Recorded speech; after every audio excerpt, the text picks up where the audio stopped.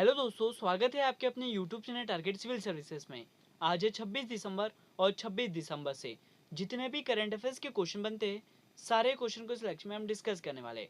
और साथ ही दोस्तों, इन करंट अफेयर्स के क्वेश्चन से जो भी एक्स्ट्रा फैक्ट बनेगा उन्हें भी हम देखने वाले हैं।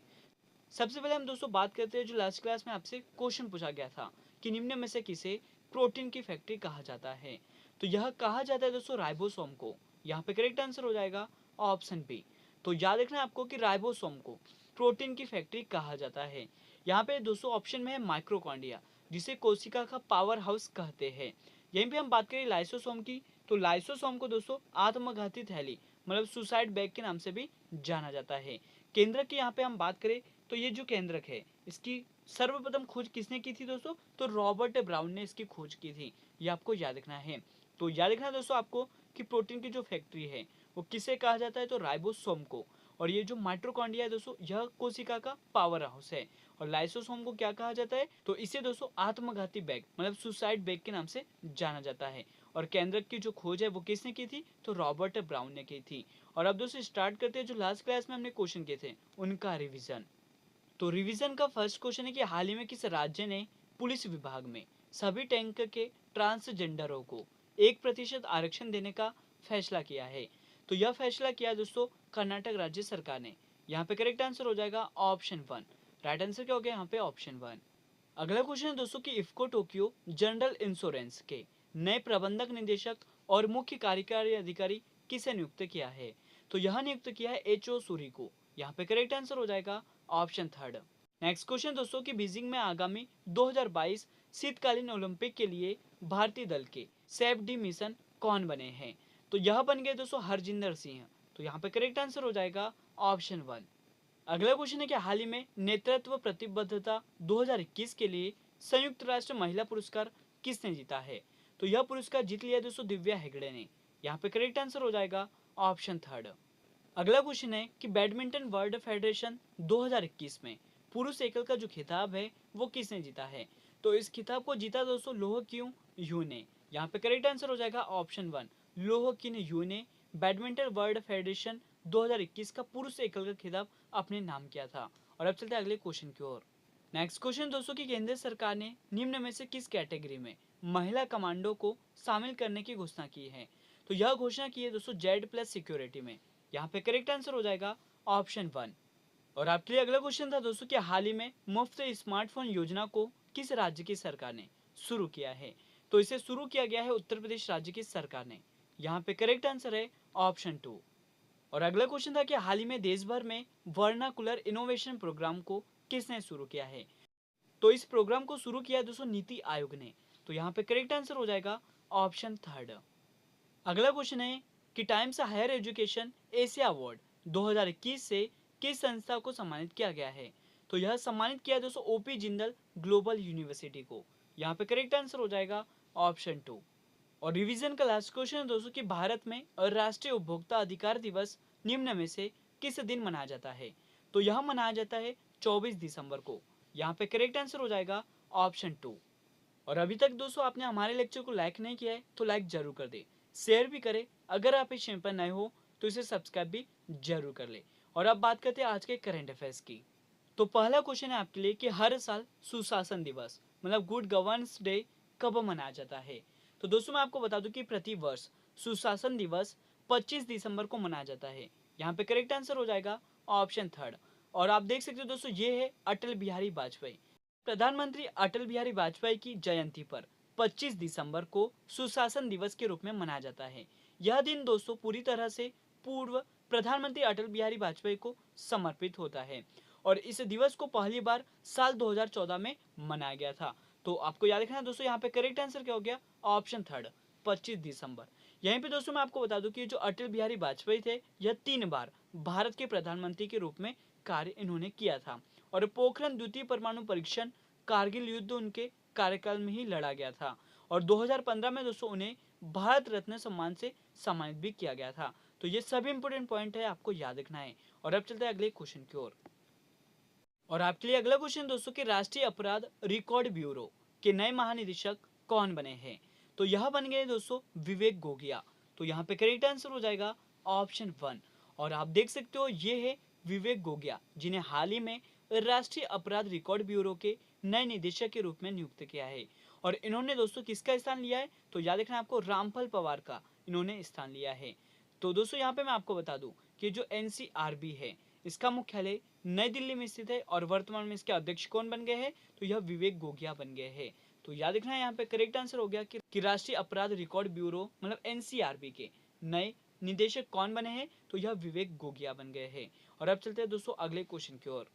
तो आपके लिए अगला क्वेश्चन दोस्तों कि किस भारतीय खिलाड़ी ने यूरोपियन देश मॉन्टेनेग्रो में हुई स्कीइंग की अंतरराष्ट्रीय प्रतियोगिता में कांस्य पदक जीता है, तो यह पदक जीता दोस्तों आंचल ठाकुर ने। यहाँ पे करेक्ट आंसर हो जाएगा ऑप्शन 2 आंचल ठाकुर।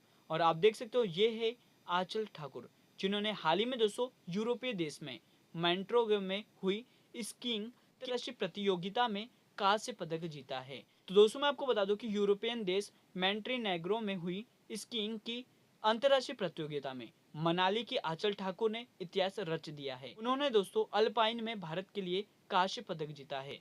2018 में भी टर्की में हुई स्कीइंग की अंतरराष्ट्रीय स्पर्धा में कांस्य पदक जीता था। इसी के साथ दोस्तों यह देश की पहली महिला खिलाड़ी बन गई है जिन्होंने स्कीइंग में भारत के लिए किसी अंतरराष्ट्रीय प्रतियोगिता में 2 कांस्य पदक जीते हैं। तो याद रखना यहाँ पे करेक्ट आंसर क्या हो गया, ऑप्शन 2 आंचल ठाकुर। और अब चलते हैं दोस्तों अगले क्वेश्चन की ओर।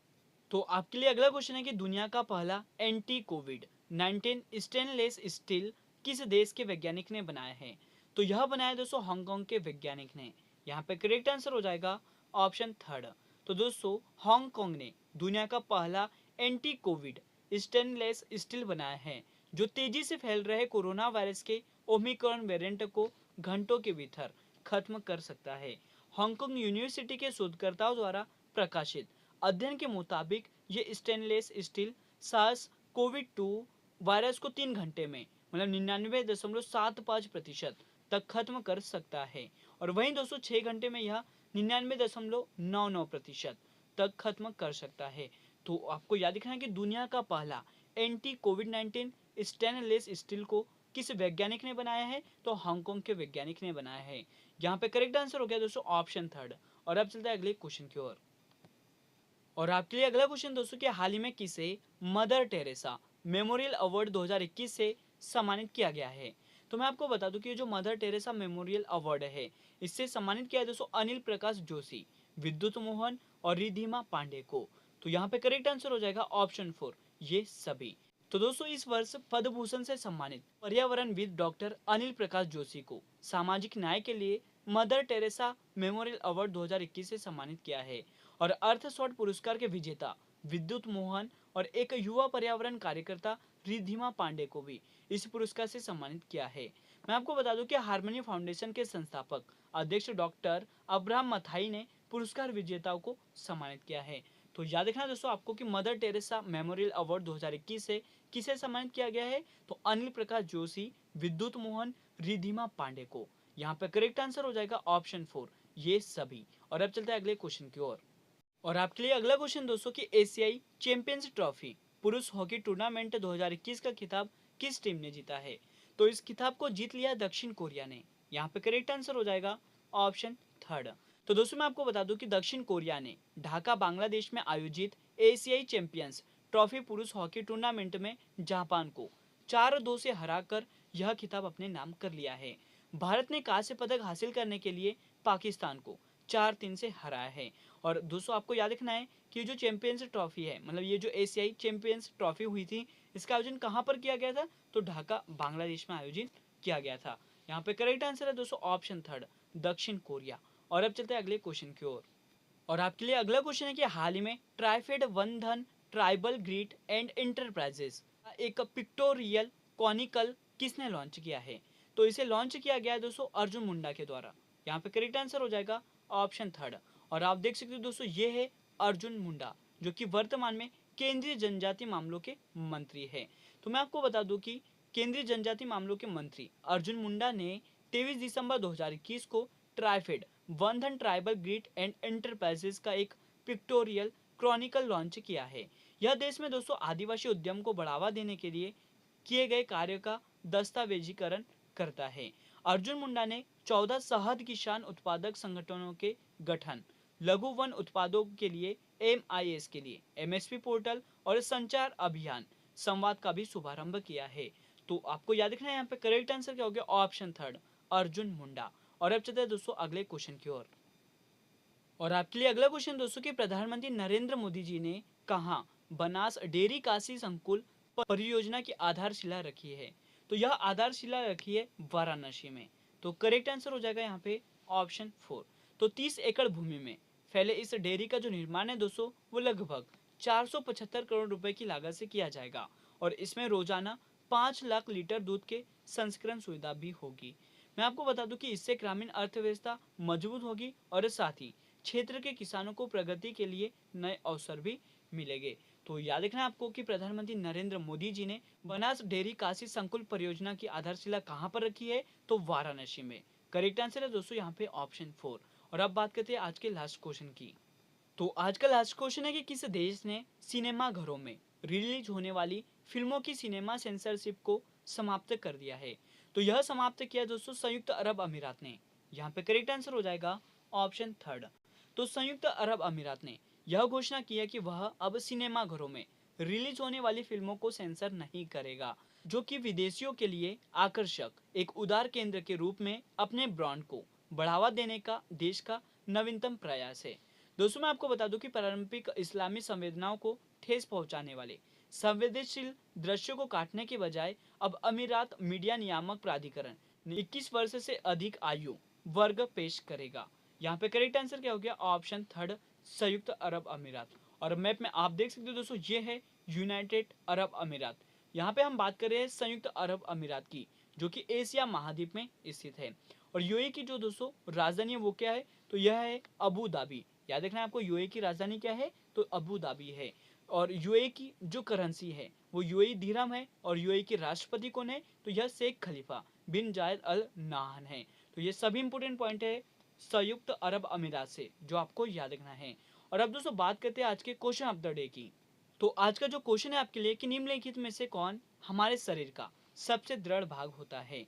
इसका सही जवाब आपको कमेंट सेक्शन में देना है। और साथ ही दोस्तों आपको बताना है कि यह किसका बना होता है।